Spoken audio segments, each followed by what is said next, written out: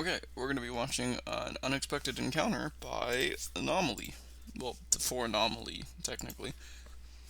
Case file 1995, Quebec Police, case 13 of Agubella Nation. Also, my door isn't shut all the way. Arr. Clerk, Fortin National Police. I must say that my job is truly one of the most peaceful there can be. I mean, it's not like it's free of some inconveniences, and that I have to do some dirty work from time to time. But surely many of you could think that watching over a forest, especially one as tranquil as Park National Dick Bell, at times feels like a wonderful vacation day. It's usually in the fall when things take on that carefree hue. You no longer come across as many campsites, and the fires, which are also rare, are a matter for the following summer. Likewise, the days when you have to come down to give some lessons to unsuspecting tourists, as well as the mischievous kids that are everywhere, are reduced almost to zero with the onset of winter.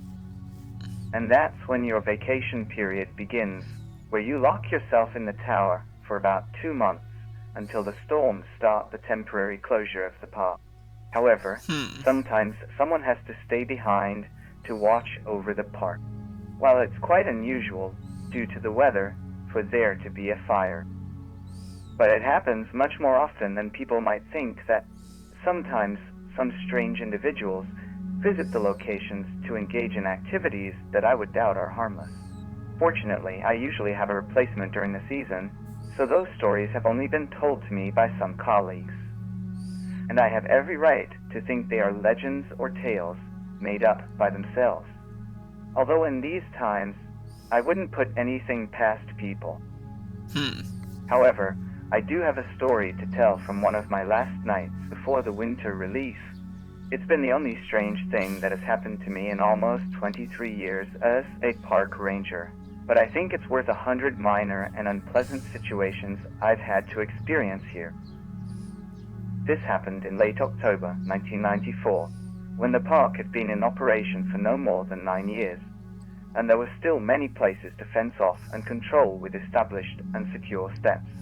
I only had a couple of nights left, as the nighttime and morning mists were becoming increasingly intense, and my work here was no longer serving much purpose. The horizon was becoming more and more blurred, and visibility reached only 1 or 2 kilometers around.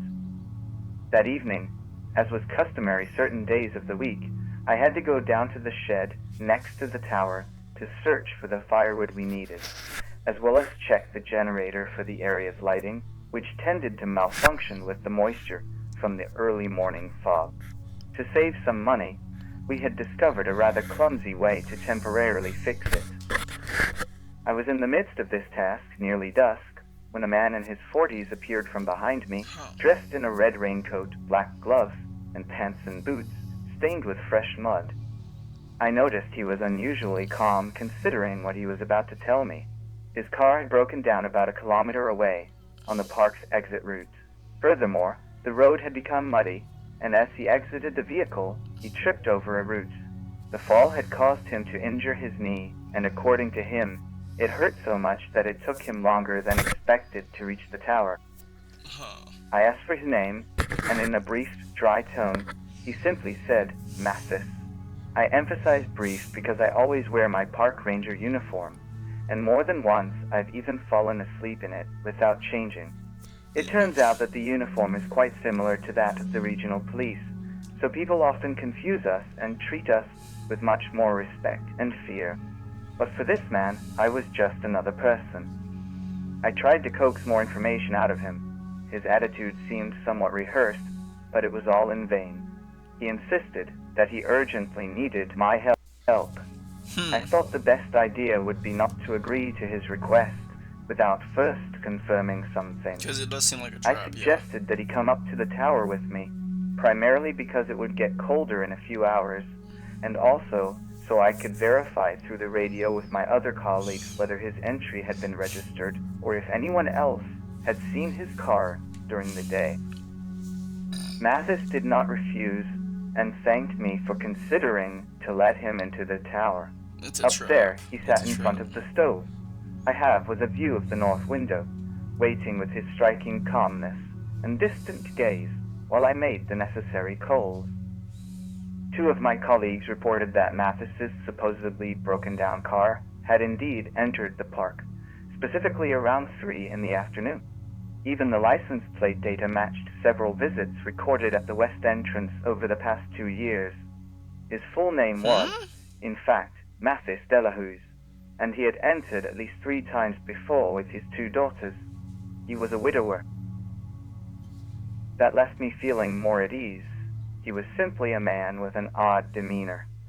But my calm didn't last long, because when I mentioned that I needed to call the police to quickly resolve his accident, he looked frightened and, in the same dry tone, repeated twice that it wouldn't be a good idea. I wanted to know why, trying to take control of the situation.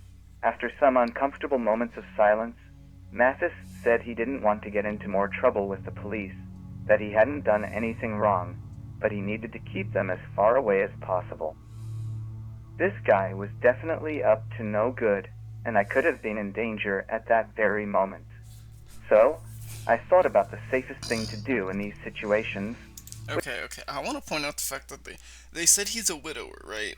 Which means his wife is dead and he has custody of the kids. So if we're assuming he's not a creature, he's not some skinwalker, I'm assuming the reason he wants to get away from the police is because either A, he murdered his wife, or he's being like prosecuted for the murder of his wife and he didn't do it. But it also wouldn't look good if he's out in the woods and he doesn't have his kids with him, or maybe he does, but I'm assuming at this point the fact that they're not with him, that he didn't bring them, it's just him in the woods. That would also look very suspicious if he's being convicted of murdering his wife. So it would make sense that he wouldn't want the police out there. So let's just continue with Which was this. part of the emergency protocol. I invited him to leave and descend from the tower, saying that I would accompany him to see his car and evaluate the possibility of helping him once I could document the accident. I don't know if he really believed in my feigned good intentions, but fortunately, he left the cabin and waited for me outside the door. At that moment, I approached the table where the telegraph was, grabbed the jacket hanging from the chair, and covered the device with it. While pretending to look for some keys, I entered the international distress code, which would reach the nearest Park Central, about 15 minutes from where I was. Praying for someone to come as soon as possible, I closed the door and slowly descended the stairs with Mathis, who showed no signs of urgency. It was his demeanor that gave me an idea. I asked him if he could lend a hand with the generator maintenance. That way, we could keep part of the road illuminated. Obviously, it was a lie, but he agreed with a sober kindness that was actually difficult to distinguish from any of his other expressions. At that moment, everything became confusing because I had to turn off a couple of lights to make the performance somewhat more convincing, and thus buy more time before any of my colleagues or even the police arrived. Amidst the dimness and the descending fog, I thought that if the guy had been a murderer, he would take advantage of the situation. In fact, as time passed, I became more and more nervous, even though the guy hadn't even assisted me much. It was then that, calculating that a good amount of time had passed, I locked the cabinet I was supposedly repairing and left the cabin. I told Mathis that now we could go to the road without any problems, but he didn't respond. He didn't respond because he wasn't there. The guy had disappeared out of nowhere, even though a couple of seconds before finishing with the generator, I saw him standing by the shed door. Fuck. I looked in all directions, did a complete turnaround, and opened the door again, thinking he might have stayed inside. But nothing. The man had vanished, just as he had appeared. Just to be cautious, I picked up a stone from the ground and went back to the tower. What? I climbed the stairs with extreme caution until I reached the cabin. Fortunately, there was no trace of the man, and everything was just as I had left it. Arrived in a patrol car with an officer about 10 minutes later. I went down as soon as I noticed the reflection of the car lights and told them the story, still feeling like I had been in danger. Rema looked at me somewhat puzzled by certain details of what had happened to me, but the officer looked at me as if with each sentence I was confirming something he already knew, and that's Interesting. exactly how it was. He told us that he had been contacted a couple of years ago to visit a gas station a couple of hours south of here. The situation was quite similar. A very strange man asked for help with a broken down car, and he didn't know what to do because he had also injured his leg and had trouble walking. The gas station attendant also mentioned that the man was reluctant to call the police, and that after a while of insisting, he simply disappeared. Hmm. The car was not found, and nothing else was known about the man. However, the guy who came to ask me for help did have a name, Mathis Delahise, and he had been registered at the park entrance. Remai looked at me somewhat puzzled, and as if he didn't remember that he himself had given me the name and the rest of the information, he denied everything I was telling him about the man. According to his version of events, Remy hadn't spoken to me since the morning. He had only received my message by telegraph and came here thinking I was in some major emergency. What? It was a strange situation. We spent at least half an hour discussing this, and we didn't come to any conclusion.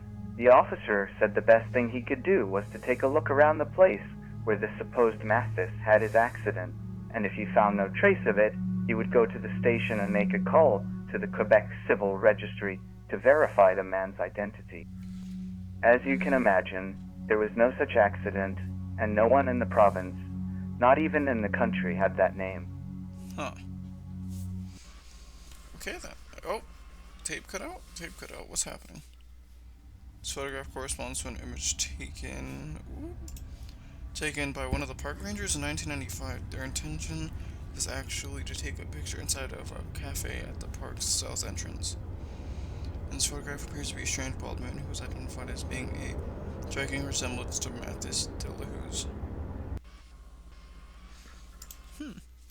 So it looks like Matthew died and then kind of has just been haunting the park. That was an interesting little story. Okay, if you want me to watch more of these, because I honestly will, yeah, just watch all the way through. Like, support the original creator. Uh, have a good day, good night, or good afternoon. I'll see you in the next one. There'll be more uploads today, and I'm trying to start a new series. Also, Modded Minecraft Mondays is taking forever because the worlds keep breaking. Also, yeah, that's it. That's the outro.